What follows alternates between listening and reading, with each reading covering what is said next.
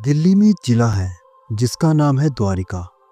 उसके अंदर एक इलाका है जिसका नाम है राजनगर। यहाँ एक परिवार रहता था जिसका नाम था वर्मा परिवार। परिवार में 4 सदस्य थे। विनोद वर्मा, उनकी पत्नी पुष्पा, उनका बेटा नियान और उसकी पत्नी पूजा। विनोद टेलीफोन ऑपरेटर के तौर पर काम करते थे, जबकि पुष्पा घर की देखभाल करती थी। नियॉन कॉल सेंटर में जॉब करता था और पूजा एक निजी स्कूल में पढ़ाती थी। यह खुशहाल परिवार था जो उनकी खुशियों में 4 चांद लगाने के लिए गर्मजोशी और खुशी से भरा हुआ था। पूजा 6 महीने से गर्भवती थी और जल्द ही उनके 4 परिवार का सदस्य 5 में बदलने वाला था। जीवन बिना किसी चिंता के सुचारू रूप से चल रहा था और सब कुछ सही लग रहा था। 18 अप्रैल 2008 की रात को नियान वर्मा काम के बाद घर जा रहा था। जैसे ही वो पार्क के पास पहुंचा, उसकी बाइक का टायर फिसल गया और वो एक पेड़ से जोरदार तरीके से टकरा गया। नियान के हाथ और घुटनों पर चोट के और कट के निशान थे। हालांकि चोटें पूरी तरह ठीक थी, जीवन के लिए कोई खतरा नहीं था। उसे मदद की जरूरत थी। पहले उसने अपनी पत्नी पूजा को फोन करने की कोशिश की, लेकिन कोई जवाब नहीं मिला। फिर उसने अपनी मां पुष्पा को फोन किया, लेकिन फिर भी कोई जवाब नहीं मिला। फिर आखिरी में उसने अपने पिता विनोद वर्मा को फोन किया, लेकिन उन्होंने भी फोन नहीं उठाया।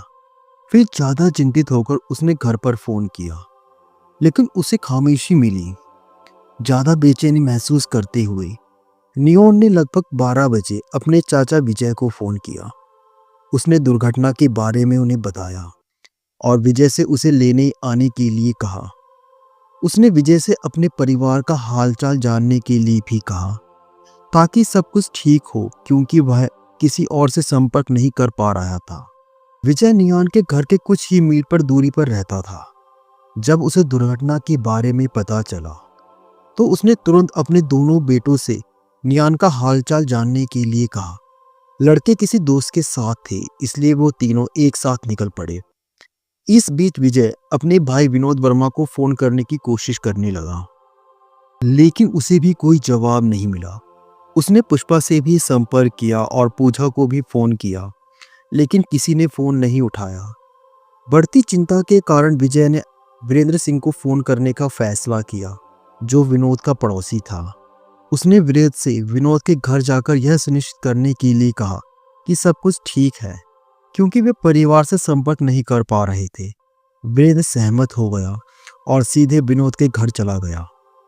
उसने कई बार घंटी बजाई, जोर से खटखटाया और आवाज भी लगाई, लेकिन घर में सन्नाटा पसरा हुआ था। किसी ने जवाब नहीं दिया। वीरेंद्र ने विजय को वापस फोन किया और विजय ने वीरेंद्र को निर्देश दिया कि यदि आवश्यकता हो तो वह दरवाजा का ताला तोड़ दे। लेकिन जब वीरेंद्र ने दरवाजा खोलने की कोशिश की, तो वो ये देखकर हैरान रह गया कि ये बिल्कुल भी बंद नहीं था। उसने इसे धक्का देकर खोला और अंदर घुस गया, ताकि पता चल सके कि क्या हो रहा है। जैसे ही वीरेंद्र अंदर गया, उसने सीढ़ियों के पास एक शव देखा। ये विनोद वर्मा का था। उसका शरीर खून से लथपथ, कई घावों से ढका हुआ था। हैरान और भयभीत वीरेंद्र घर से बाहर भागा और तुरंत उसने विजय को फोन लगाया। विजय इस खबर से बहुत सदमे में था। विजय जल्दी से विनोद वर्मा के घर पहुंचा।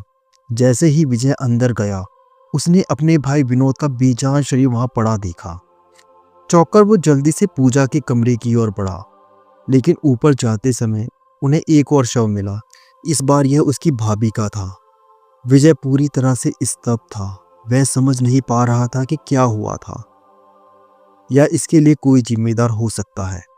पूजा को खोजने के लिए विजय उसके कमरे की ओर बढ़ा। जब वह अंदर गया, तो उसे एक और भयानक दृश्य देखने को मिला। पूजा का बेजान शरीर दरवाजे के पास पड़ा था। पूरा कमरा खून से लथपथ था। सोफा, बिस्तर, सब कुछ लाल रंग से सना हुआ था। विजय पूरी तरह सदमे में था। उसे समझ में नहीं आ रहा था ये क्या हुआ है और किसने यह किया है। घर से बाहर निकलकर उसने पुलिस को इस भयानक अपराध की सूचना दी। पता मिलने के बाद पुलिस मौके पर पहुंची और जब वो घर में दाखिल हुई, तो उन्होंने तीनों शवों को देखा। और ये समझने के लिए जांच शुरू की कि क्या हुआ होगा और इन हत्याओं के पीछे कौन है। पहले तो पुलिस को लगा कि यह डकैती हो सकती है जो जानलेवा हो गई, लेकिन पूरे घर का गहन तलाशी लेने के बाद, जिसमें सभी अलमारियां और कीमती सामान जैसे गहने और पैसे रखे हुए थे, उन्हें एहसास हुआ कि कुछ भी गायब नहीं था। यहाँ तक कि पुष्पा और उनकी बहू पूजा ने अभी भी अपने सोने के गहने पहने हुए थे। इससे ये साबित हुआ कि डकैती का मकसद नहीं था। तभी जियान को अपने चाचा विजय का फोन आया। उन्होंने उसे इस भयानक घटना के बारे में बताया। जैसे ही जियान आया, उसे अंदर जाने की अनुमति नहीं दी गई। उसे प्रवेश द्वार पर ही रोक दिया गया। लेकिन नियान यह देखने के लिए बेताब था कि उसके घर के अंदर क्या हुआ है, किसने ये किया और ये सब कैसे हुआ। वह खुद पूरा दृश्य देखना चाहता था। जैसे ही नियान घर के अंदर पहुंचा, उसने भयानक दृश्य देखा। वह वहीं बेहोश हो गया क्योंकि वह पहले से ही घायल हो गया था। उसे तुरंत दीनदयाल अस्पताल ले जाया गया और भर्ती किया गया, जहां उसकी हालत बिगड़ती जा रही थी। इस बीच पुलिस जांच कर रही थी। शवों की जांच की गई तो पता चला कि तीनों पर कई बार हमला किया गया है। जब उन्होंने विनोद वर्मा के शव को देखा तो पता चला कि उस पर धारदार हथियार से करीब 18 बार वार किया गया है। उसकी छाती, पेट और गर्दन पर गंभीर चोटों के निशान थे। पुलिस को एहसास हुआ कि यह डकैती नहीं बल्कि नफरत का मामला था। लेकिन ऐसा भयानक काम किसने किया होगा, यह पता लगाने के लिए पुलिस ने परिवार की पृष्ठभूमि की जांच शुरू की, खास तौर पर विनोद वर्मा के बारे में। पुलिस ने संभावित वित्तीय विवादों या अन्य मुद्दों की जांच शुरू की जो इस तरह के भयानक अपराध का कारण बन सकते थे। क्योंकि वीरेंद्र सिंह घर में प्रवेश करने वाला पहला व्यक्ति था, उन्होंने उससे पूछा कि उसने क्या देखा और क्या उसने वहां किसी और को देखा।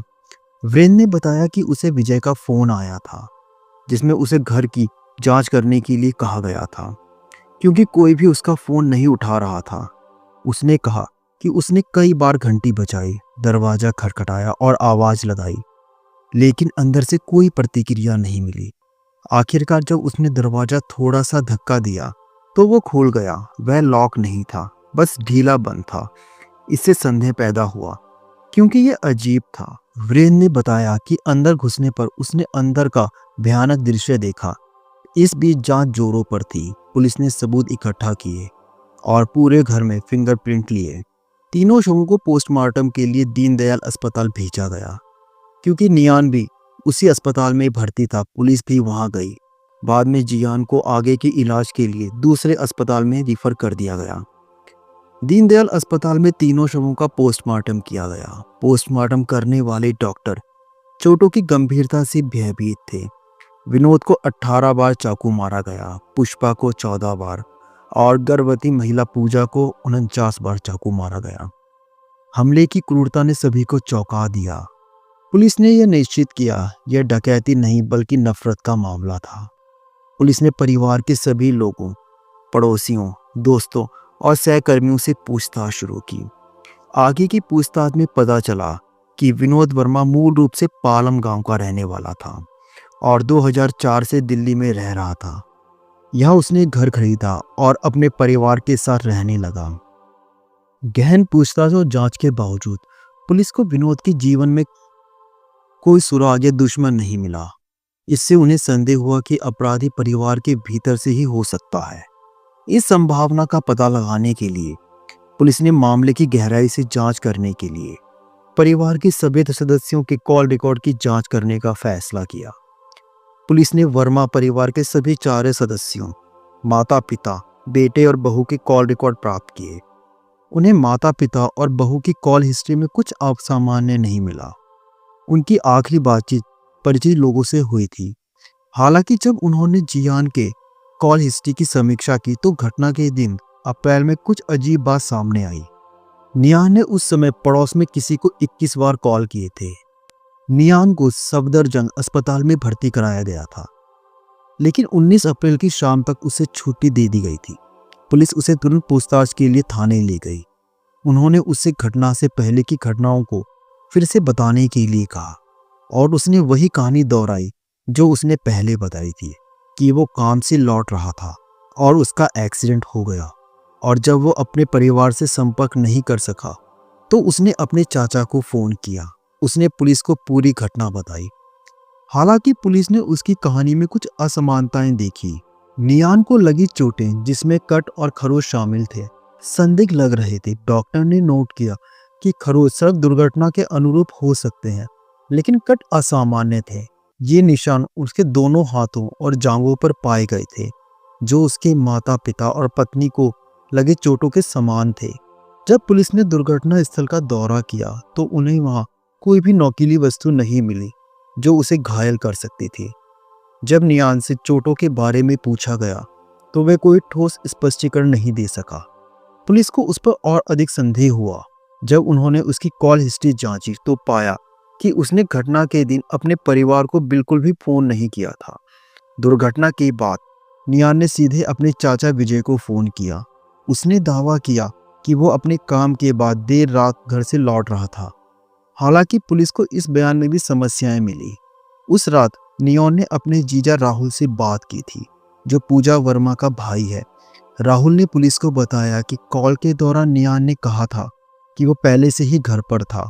जब पुलिस ने नियॉन से इस जानकारी के बारे में पूछा तो वो टूट गया और कबूल किया कि उसने ही अपने माता पिता और अपनी पत्नी की हत्या की है।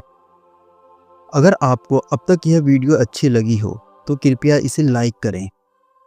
अब कहानी में आगे बढ़ते हैं। एक साल पहले जनवरी 2007 में नियॉन और पूजा ने शादी की थी। ये एक लव स्टोरी थी और दोनों परिवार बहुत खुश थे। पूजा का परिवार पश्चिमी दिल्ली में रहता था, जो उनकी शादी के बाद उनके ससुराल से सिर्फ 9 से 12 माइल की दूरी पर था। नियॉन और पूजा शुरू में खुशी खुशी रहते थे। पूजा जल्दी गर्भवती हो गई। हालांकि उनके रिश्तों में दरार आने लगी और वो अक्सर झगड़ने लगे।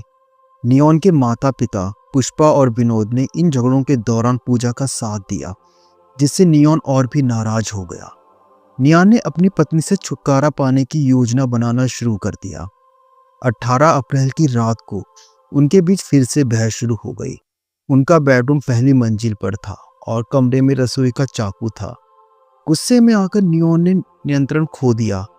हालांकि वो पिछले 10 दिनों से अपनी पत्नी को मारने की साजिश रच रहा था। नियॉन ने अपनी गर्भवती पत्नी पर चाकू से हमला किया और उसे 49 बार चाकू मारा। उसने बिना रुके उसके गले पर वार किया और उसके शरीर को चाकू के घावों से ढक दिया। जब नियॉन की मां पुष्पा ने पहली मंजिल में शोर सुना तो वह अपने बेटे के कमरे में गई और उसे रोकने की कोशिश की, लेकिन गुस्से में नियॉन ने अपनी मां को पर चाकू से हमला किया।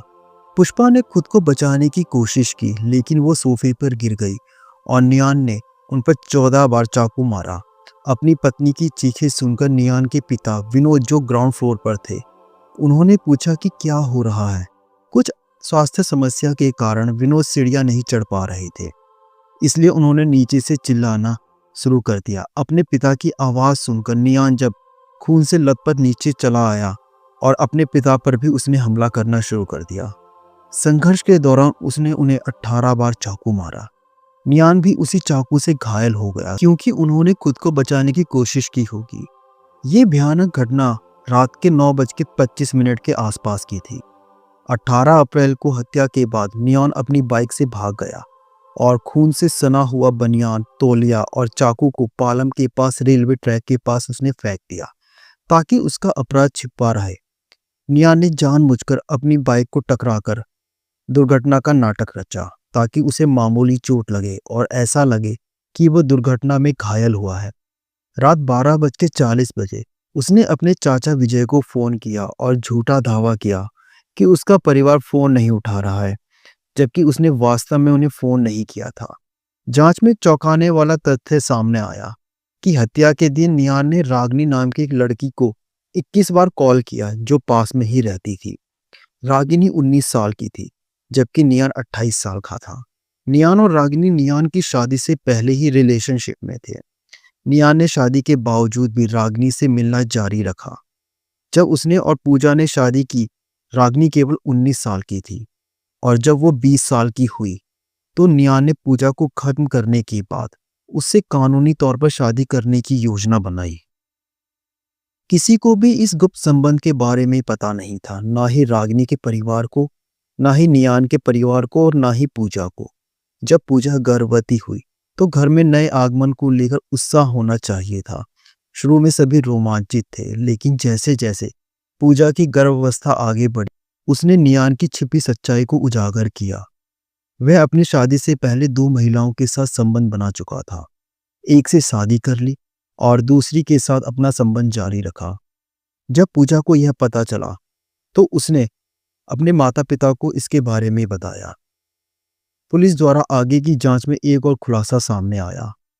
नियान वर्मा परिवार का जैविक पुत्र नहीं था, बल्कि उसे गोद लिया गया था। जब नियान एक नवजात था, उसके जैविक माता पिता ने उसे कूड़े में छोड़ दिया था। विनोद और पुष्पा ने बच्चे को खुले हाथों से स्वागत करते हुए अपनाया, क्योंकि उस समय उनके यहाँ कोई बच्चा नहीं था।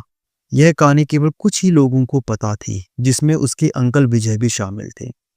लेकिन पूजा सहित अधिकांश लोग इस बात से अनजान थे कि नियान को गोद लिया गया था। नियान ने उन माता पिता की हत्या कर दी थी जिसे उन्होंने बड़ा किया था। जियान के कबूलनामे के आधार पर पुलिस ने रेलवे ट्रैक के पास से खून से सना हुआ बनियान, तौलिया और चाकू बरामद किया। चाकू पर नियान के उंगलियों के निशान मिले।